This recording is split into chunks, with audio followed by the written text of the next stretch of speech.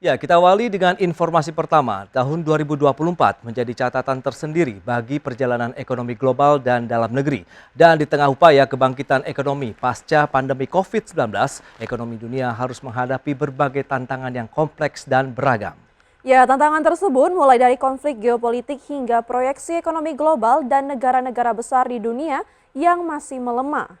Lantas, bagaimana perjalanan ekonomi global dan dalam negeri di sepanjang tahun 2024? Berikut liputannya. Tahun 2024 segera berakhir. Sepanjang tahun ini dunia menghadapi berbagai tantangan yang kompleks dan beragam. Mulai dari konflik geopolitik, perubahan kepemimpinan politik di banyak negara, hingga proyeksi ekonomi global dan negara-negara besar di dunia yang masih lemah. Sepanjang tahun ini, dunia memang berada dalam situasi global yang tidak pasti.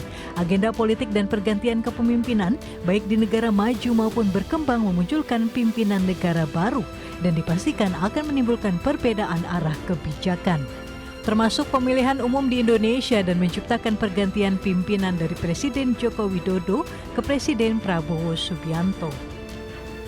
Tak hanya pergantian kepemimpinan di berbagai negara, efek perang Ukraina-Rusia yang masih terasa, konflik geopolitik di Timur Tengah dan di Laut Cina Selatan juga masih belum usai, ikut mempengaruhi stabilitas ekonomi global dan nasional yang belum sepenuhnya pulih dari dampak pandemi COVID-19.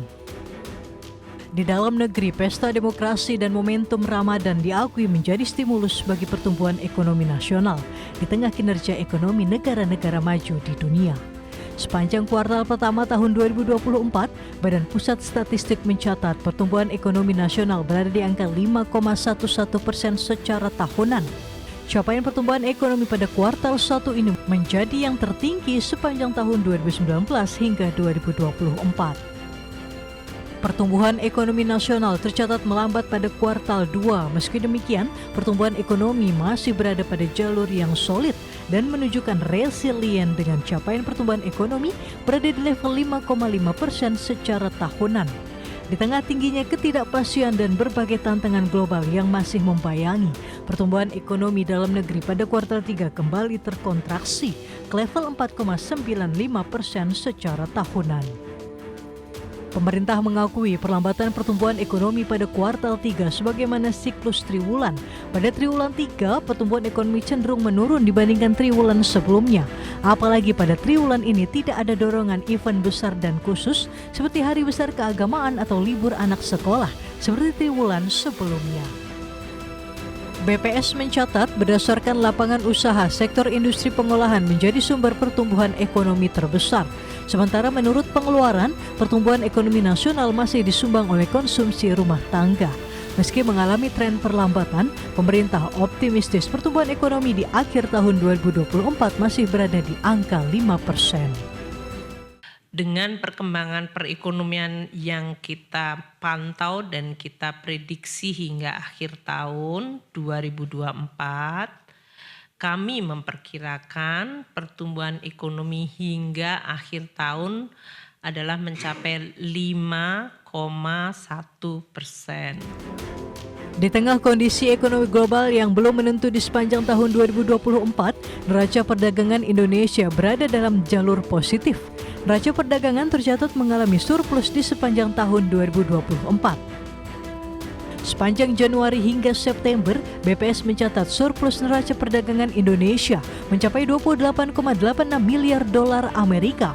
Angka tersebut ditopang oleh kinerja ekspor yang mencapai 241,25 miliar dolar Amerika dan impor 212,39 miliar dolar Amerika.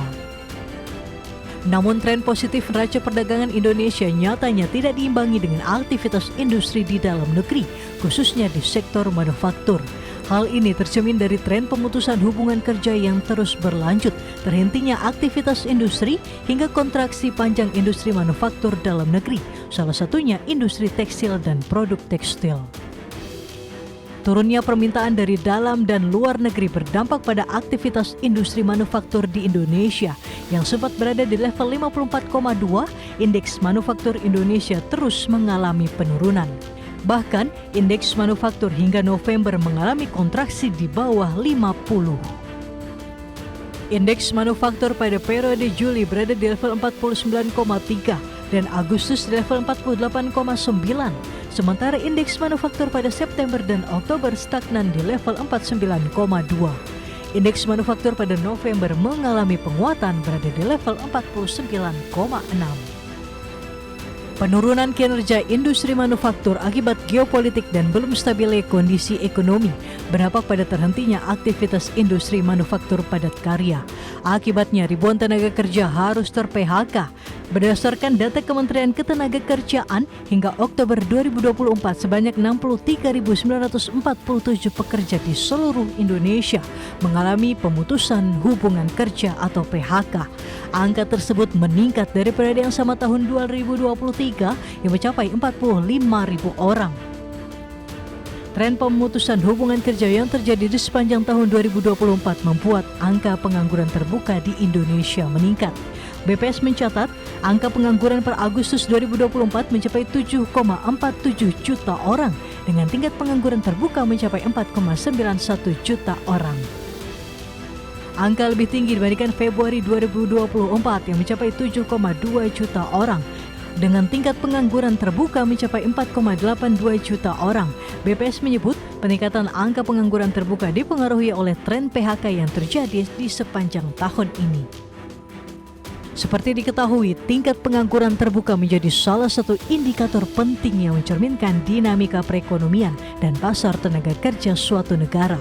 Tingkat pengangguran terbuka sendiri didefinisikan sebagai presentasi jumlah pengangguran terhadap jumlah angkatan kerja.